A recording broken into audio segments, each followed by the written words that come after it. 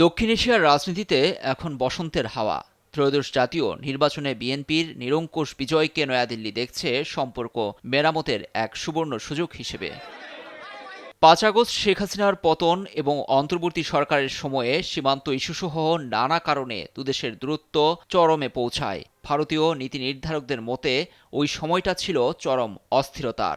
বাংলাদেশে এখন গণতান্ত্রিকভাবে বিএনপি নির্বাচিত হওয়ায় আশা দেখছে নয়াদিল্লি। তারেক রহমানের নেতৃত্বে বিএনপির বিজয়ের পরই শুভেচ্ছা বার্তা দিয়েছেন ভারতের প্রধানমন্ত্রী নরেন্দ্র মোদি। গণতান্ত্রিক ও অন্তর্ভুক্তিমূলক বাংলাদেশের প্রতি ভারতের পূর্ণ সমর্থন থাকবে উঠে এসেছে তার বার্তায়, যা ইতিবাচক হিসেবে দেখছে বিএনপি।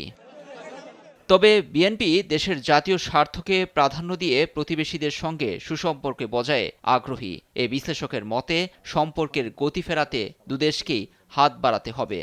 দুই দিক থেকেই প্রচেষ্টা রাখতে হবে এবং যেই জায়গাগুলোতে আমাদের একত্রে কাজ করার সুযোগ আছে আমি মনে করি সেই জায়গাগুলো নিয়েই কাজ শুরু করা দরকার, যাতে করে বিশ্বাসের জায়গাটা বা আস্থার জায়গাটা তৈরি হয় এবং সেই পথ ধরে যদি সেটা তৈরি করা যায় সেই পথ ধরে হয়তো সম্পর্কটাকে স্বাভাবিক জায়গায় আনবার প্রচেষ্টা নেওয়া যেতে পারে।